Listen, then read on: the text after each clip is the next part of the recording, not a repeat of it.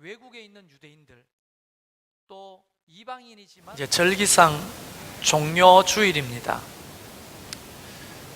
아시다시피 종료주일은 예수님이 예루살렘으로 나귀를 타고 입성하실 때 많은 사람들이 이 종려 가지를 꺾어다가 흔들면서 호산나 호산나 다윗의 자손이여 우리를 구원하소서, 그렇게 열렬히 환영했기 때문에 일명 종료주일이라고 부릅니다.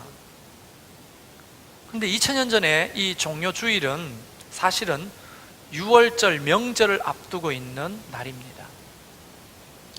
아마 유대인들에게 가장 큰 명절은 바로 유월절일 겁니다.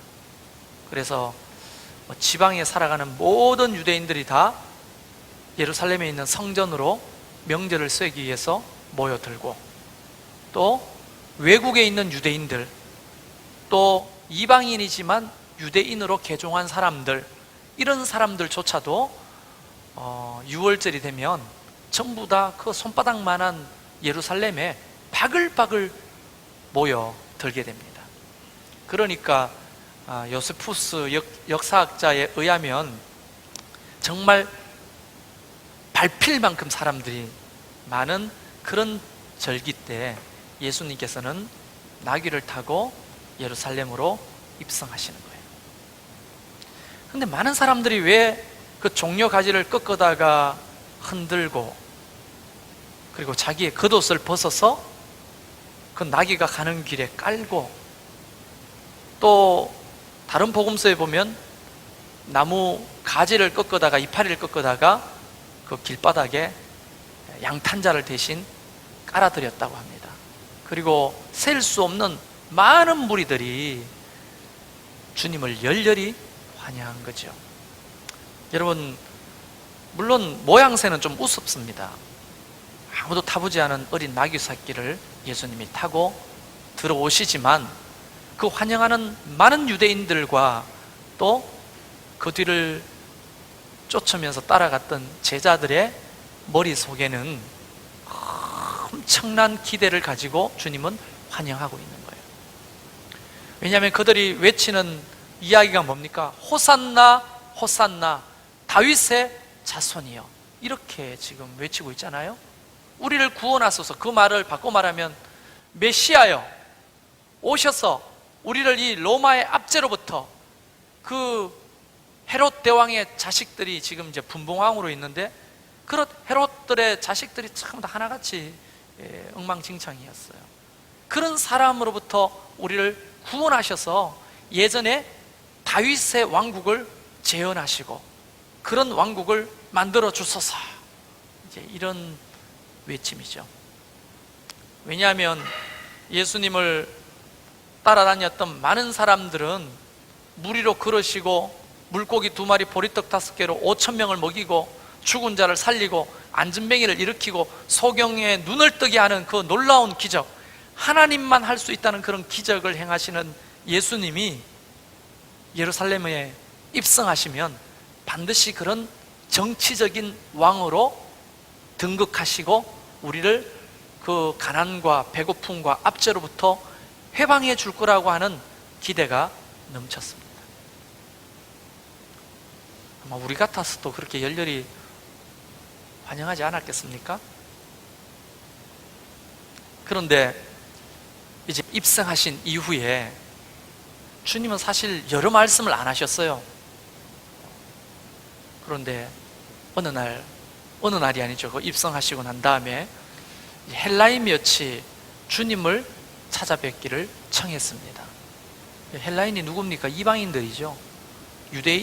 유대교로 개종한 이방인인지 알 수 없으나 헬라인이 예수님을 만나기로 제자들에게 청한 겁니다.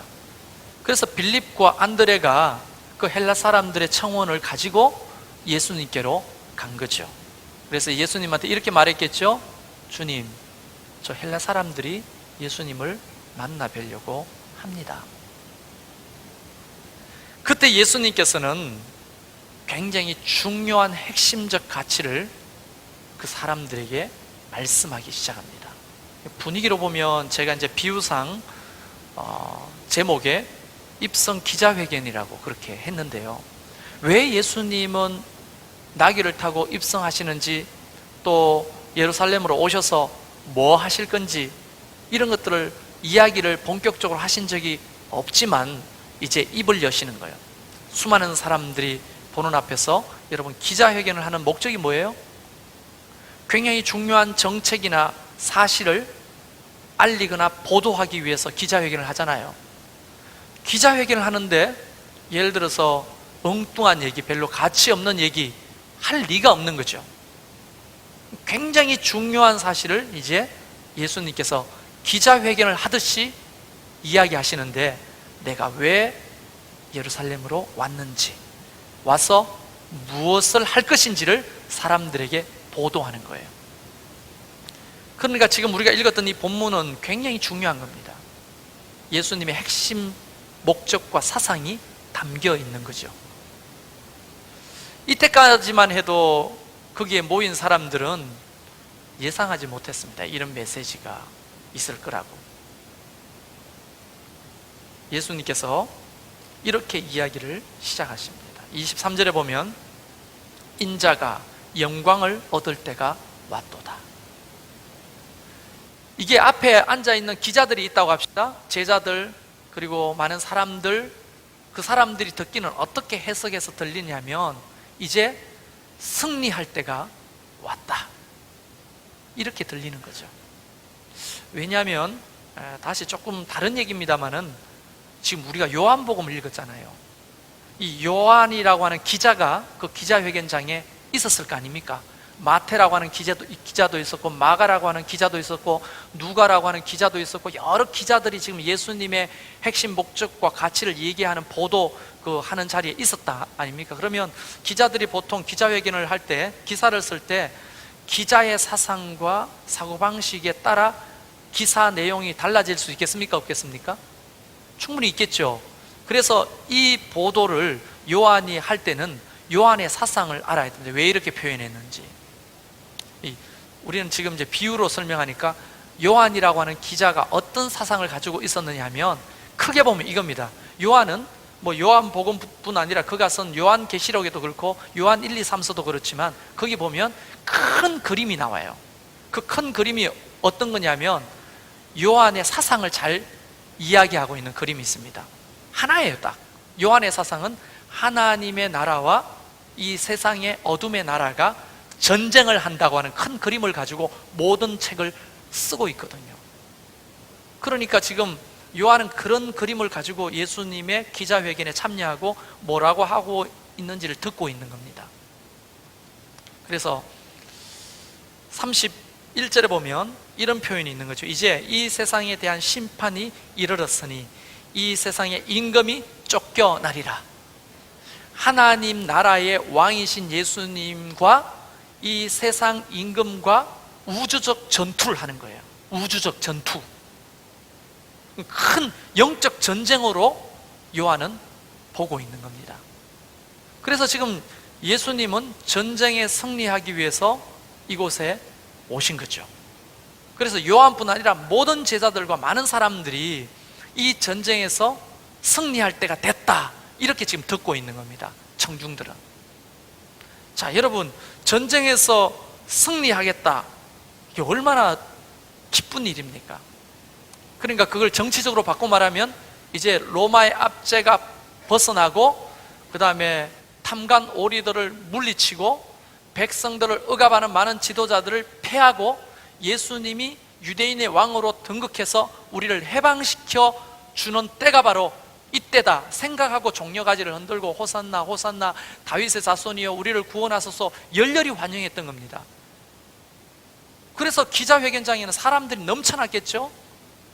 그 얘기를 들으려고, 예수님으로부터.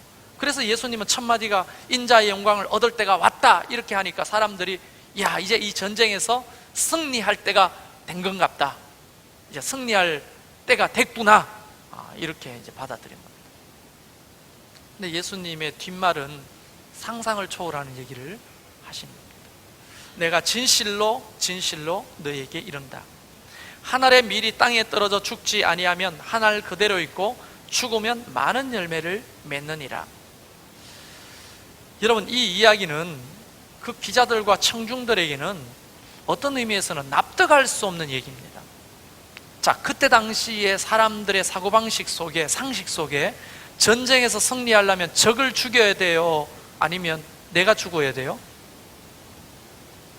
아니, 여러분은 벌써 예수님의 사상을 추구하는 겁니까?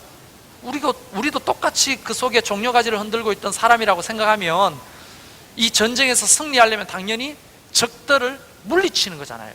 로마의 군병들을 물리치고, 그 다음에 탐관 오리들을 물리치고 적들을 죽여야 되잖아요. 이게 세상의 사고방식이잖아요.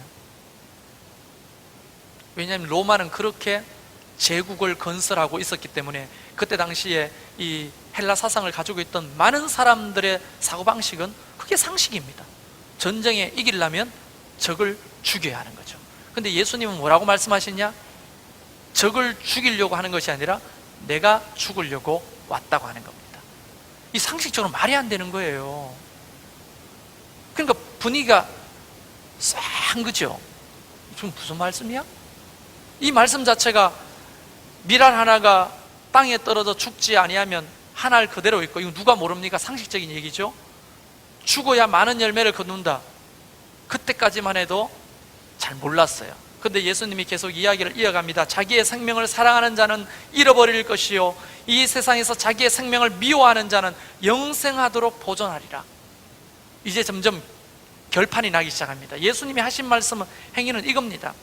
세상의 방식은 승리하려면 적을 죽여야 되지만 하나님 나라의 방식은 내가 죽는 것이다. 내가 죽으러 왔다. 내가 죽음으로 많은 사람을 살리러 왔다. 이렇게 얘기하는 거죠. 세상의 방식은 자기의 생명을 사랑하고 유지하기 위해서 발부둥 치잖아요. 자기 살라고. 그런데 예수님은 뭐라고 합니까? 난 도리어 내 생명을 미워하러 왔다. 이런 미워하는 사람이 생명을 영원토록 보존받게 될 것이다. 여러분, 이 이야기 속에서 두 나라가 싸우는 게 보입니까? 이 세상 가치관, 하나님 나라의 가치관이 지금 충돌하고 있잖아요. 그런데 그 기자회견장에 있는 제자들뿐 아니라 헬라 사람뿐 아니라 많은 사람들이 이 이야기를 들을 때는 머릿속에서 싸움이 일어나는 거죠. 뭐라고 하는 거야 도대체? 상식적으로 납득이 돼? 분명히 자기 입으로 영광을 얻을 때가 됐다며, 승리하러 왔다며. 그렇다면 모든 앞지 않은 사람들을 그 능력으로, 오병이의 기적을 행하던 능력, 죽은 사람을 살리던 그 능력, 그런 능력으로 다 죽이고 하나님의 나라의 깃발을 꽂고 승리를 선포해야 되는데, 도리어 그분은 그렇게 이길 수 있는 게 하나님 나라의 방식이 아니라는 거예요. 도리어 내가 밀알처럼 죽어야 된다. 그래야 많은 열매를 맺는다. 많은 사람들이 자기 생명을 보존하기 위해서 자기 생명을 붙들고 안달복달하지만 나는 내 생명을 도리어 너희들을 위하여 미워하고 내어줄 것이다. 그러니까 헷갈리는 거죠. 그 기자회견장에 온 많은 제자들과 사람들이 순간 헷갈리는 거죠. 뭐야? 우리가 뻘짓한 거야? 우리가 종려가지를 흔들고 그분을 열렬히 환영했는데 이게 지금 잘못된 거야? 어떻게 되는 거야 도대체? 상식적으로 납득이 안 되는 거죠. 여러분, 이 두 가치가 지금 싸우는 것은 가치가 싸우는 것이 아니라 하나님 나라와 이 어둠의 나라가 싸우는 겁니다. 요한의 입장에서는 굉장히 큰 충돌이 그 사람들의 마음속에서 일어나고 있는 거예요. 영적 세계 안에서 이 충돌이 일어나고 있는 거예요. 자, 그러면 우리는 만약 그곳에 종려가지를 흔들던 한 사람으로 우리가 있었다면 이 기자회견장에서 이 예수님의 이야기를 듣고 여러분은 어떻게 반응하실 겁니까?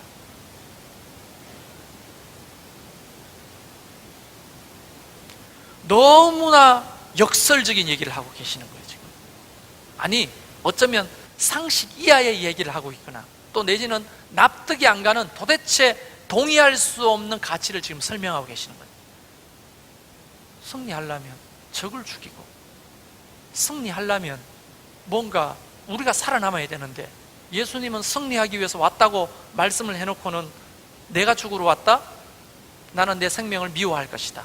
그래야 너희가 살고 하나님 나라가 선다. 이런 얘기를 하고 있는 거죠.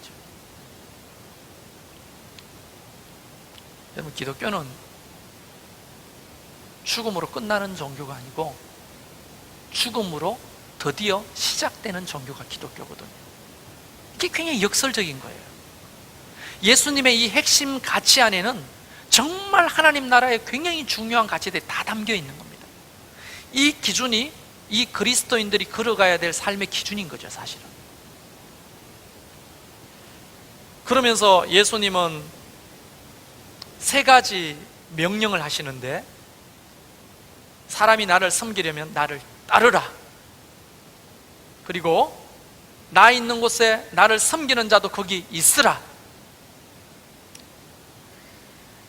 그렇게 섬기라, 따르라, 있으라, 이 명령을 그 기자회견장에 있는 모든 사람들에게 하고 계시는 거예요. 이 말은 무슨 말입니까?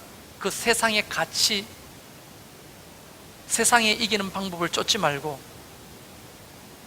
하나님 나라의 이 방법을 쫓고 따르고 거기 포함되어 있으라는 말 아닙니까?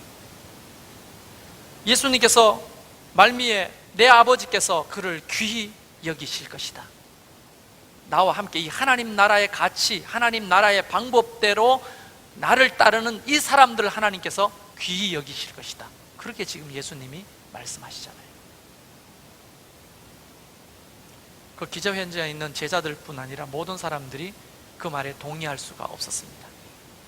그 결과가 무엇이었습니까?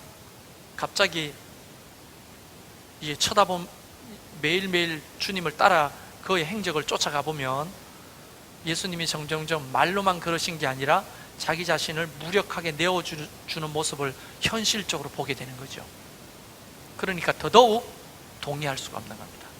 그래서 종려 가지를 흔들던 그 사람들은 주먹을 쥐고 뭐라고 외치기 시작하냐면, 예수를 십자가에 못 박으라, 예수를 십자가에 못 박으라. 그걸 뒤집어 말하면 무력하고 힘없는 예수는 필요 없다, 죽여버려라, 이 말 아닙니까? 결국은 그 기자회견장에 있었던 많은 사람들은 그 예수님의 핵심 가치에 동의할 수가 없었던 거죠.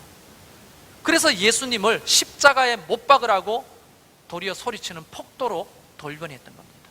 제자들은요, 뿔뿔이 흩어지고 도망가고 주님을 부인하고 자기들이 원했던 예수님의 걸음이 아니었던 거죠. 자, 우리는 2000년 전의 이 사건 속에서, 이게 2000년 전에 기자회견이 아니고 오늘 이 자리에도 동일하게 기자회견이 열리고 있잖아요. 목사라고 하는 도구를 통해서 하나님이 기자회견을 하시는 거예요. 여러분은 지금 기자들입니다. 이 기자회견장에 와서 듣는 거예요. 자, 하나님의 영광을 얻으려면 주님의 그 길을 따라가고 주님이 머물러 계셨던 그곳에 있어야 하나님께서 귀하게 여기신답니다. 그 길이 어떤 길입니까? 남을 죽이는 것이 아니고 내가 죽는 길입니다. 내가 살라고 발부동 치는 것이 아니라 나를 도리어 내어주는 겁니다. 여기에 동의하는 사람이 제자들인 거죠. 여기에 동의해서 살아가는 사람들이 진짜 그리스도인들인 거죠. 이게 최종적인 어떤 고울이고 목표 아니겠습니까? 그런데 오늘날 많은 사람들은 뭐 작은 일부터 큰 일까지 우리를 살리려고 애를 씁니다. 우리를 사랑하지 말라는 게 아니에요. 근본적인 핵심 가치가, 예수님이 가셨던 핵심 가치는 바로 밀알같이 우리 자신을 내어놓는 것입니다. 그래서 예수님이 누누이 말하잖아요. 십자가를 지고 나를 쫓아라. 너의 십자가를 지고 나를 쫓아라. 포기하지 말고 나를 따르라. 그렇게 격려하시면서 우리를 초청하시잖아요. 이 이야기를 가지고 우리 자신을 한번 돌아보면 좋겠습니다. 여러분은 예수님을 왜 믿으십니까? 왜 환호하십니까? 여러분에게 뭔가 경제적인 부를 주실 분 같습니까? 병을 고쳐주시고 여러분의 자녀가 잘 되고 여러분의 자녀의 학벌이 계속 높아지고, 또 내지는 여러분의 남편의 직장에서 승진이 계속되고, 또 하는 사업에 매출이 높아지고, 우리가 원하고 꿈꾸는 어떤 것들을 주님께서 이루어 줄 거라고 여러분 환호하고 계시지는 않습니까? 근데 주님은 그렇게 말씀하시지 않고 도리어 우리가 내어주고 죽자고 초청하고 계시는 겁니다. 죽는 것이 사는 거라고 말을 하는 거예요. 이걸 어떻게 동의하겠냐는 거죠. 그래서 많은 사람이 불편한 거예요, 지금. 자, 금방 제가 말씀드린 이런 것들을 우리가 복이라고 생각하는데, 이런 복을 주실 줄 알고 주님께 환호하고 주님을 따르는데, 예수를 믿어보면 알겠지만 예수님을 믿는다고 여러분이 원하는 이런 복들이 여러분의 삶에 그냥 그때그때마다 이렇게 담기는 경험이 별로 없잖아요. 그러니까 사람들이 도망가기 시작하는 거예요. 힘든 거예요. 피합니다. 자기 살라고. 주님이 가셨던 그 길하고는 완전히 다른 길이죠. 제자들도 다 도망갔잖아요. 부담스럽잖아요. 이제 패배했다고 생각하잖아요. 그러나 우리는 결론을 알잖아요. 주님이 정말 패배하신 겁니까? 주님이 죽으셨다는 게 끝난 일이 아니었죠.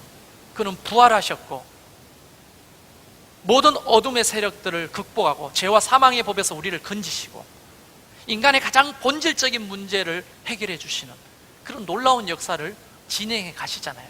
근데 2000년 전에 있었던 사람들은 앞으로 며칠 후에 있을 하나님의 영광된 그 일을 알지 못하니까 자기가 가지고 있는 사고방식과 가치관을 가지고 주님을 평가하고 그 다음에 동의를 하지 못하고 주님을 거부하고 피하게 되는 거죠. 오늘날도 마찬가지 아니겠습니까? 여러분, 끝난 게 아닌 거예요. 기독교는 죽는 게 끝이 아닌 거죠. 기독교는. 여러분, 우리 교회가 여러분 알다시피 이제 경매해가지고 주인이 이 땅을 가지고 넘어갔어요. 다른 사람한테. 많은 사람들이 그렇게 말합니다. 이건 끝난 거라고. 근데 여러분이 제 얘기를 들으면 현실 감각이 없을지 몰라도 저는 끝났다고 생각하지 않습니다. 기독교는 매사의 삶에 끝났다고 끝난 게 아니거든요. 그러니까 어떤 의미에서 보면 우리는 그 하나님이 하셨던 그 놀라운 일의 결과를, 그 공식을 우리의 삶 속에도 적용해야 되는 거죠. 자, 지금 힘들고 어렵고 아프고 손해가 되고 버겁고 하지만 내가 그 자리에서 주님처럼 한 알의 미달이 되어 가는 거예요. 내 생명을 미워하면서 그 자리를 지키는 거예요. 그러다 보면 참된 영광과 승리가 우리 손에 있는 거지요. 만약에 반대로 그때 당시에 수많은 사람들이 생각했던 상식처럼 이거 힘들어, 어려워, 그리고 만약에 조금 힘들면 피하고 도망가고 포기하고 끝났다고 생각하면 그 사람의 신앙과 인격은 도대체 어디에서 어떻게 아물고 세워지고 강력해지고 이 세상을 이길 만한 힘을 어디에서 얻게 되는 겁니까? 우리는 자녀들한테, 제가 설교하듯이 여러분 자녀들한테 얼마나 많이 이야기합니까? 견뎌야 된다고, 인내를 가지고 해보라고, 그러다 보면 될 거라고. 근데 실제로 우리의 삶의 인생에서는 너무나 자주 이런 일들, 이런 예수님의 가치관과는 거리가 먼 선택들을 우리가 하고 사는 거예요. 예수님이 말하잖아요. 다시 한번, 내가 가는 길 따라와라고. 내가 있었던 그 길에 너희도 머물러 있기를 바란다고. 그런 사람을 하나님께서 존귀하게 여기신다고. 근데 우리는 동의할 수가 없어요.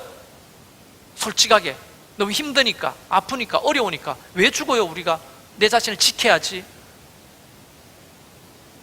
근데 예수님은 끝까지 그렇게 우리에게 말씀하셨고, 12제자들이 어떻게 죽었는지 아시죠? 다 순교했죠. 오늘날에도 많은 사람들이 순교하는데 1년에 여러분 16만 명씩 순교하고 있다는 거 아십니까? 오늘날에도 많은 사람들이 주님이 가셨던 그 길을 걷고 주님이 계셨던 그곳에 있으려고 발부둥치는 그게 제자의 삶이라는 거죠.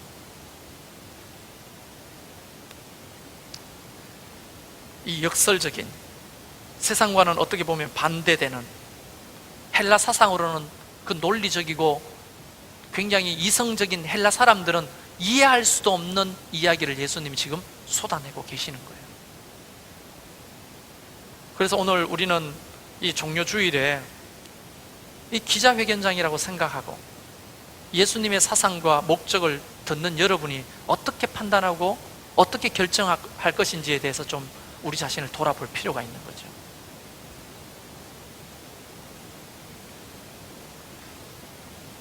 힘들죠. 예수 믿는 게, 신앙을 지킨다는 게 결코 쉬운 일이 아닙니다. 거기다가 또 어떤 역할까지 부여하면 그거는 쉬운 일은 결코 아닙니다. 그러나 우리의 선배들이 그렇게 하나님의 교회를 지켜왔습니다. 이 나라를 그렇게 지켜왔어요. 목숨 걸고. 우리는 우리 자녀들을 위해서 그 길을 또 걷고 있습니다. 구체적인 예를 몇 가지 들어볼까요? 아버지가 힘들다고 아버지의 일을 포기해버리면 그 가정은 어떻게 되겠습니까? 아버지는 하나의 미랄이 되는 거예요. 예수님처럼. 힘들지 않는 아버지가 누가 있겠어요? 이 땅의 아버지들은 다 어깨가 무겁고 어렵습니다. 만약에 어머니의 자리가 힘들다고 그 자리를 포기해버리면 그 가정과 자녀들은 어떻게 되겠습니까? 여러분 아시죠? 우리 어머니들이 우리를 위해 어떻게 사셨는지, 얼마나 희생하셨는지. 정말 하늘의 미랄처럼 살았던 거죠. 자기의 목숨을 아끼지 않고. 그래서 오늘날 저와 여러분이 이곳에 있는 거 아닙니까? 어떤 의미에서 예수 믿든 안 믿든 상관없이 그런 가치를 쫓았던 부모님들의 삶의 열매가 바로 오늘 저와 여러분 아니겠습니까? 근데 오늘날 많은 우리 어머니 아버지들은 그 자리를 포기하려고 합니다. 내 살라고.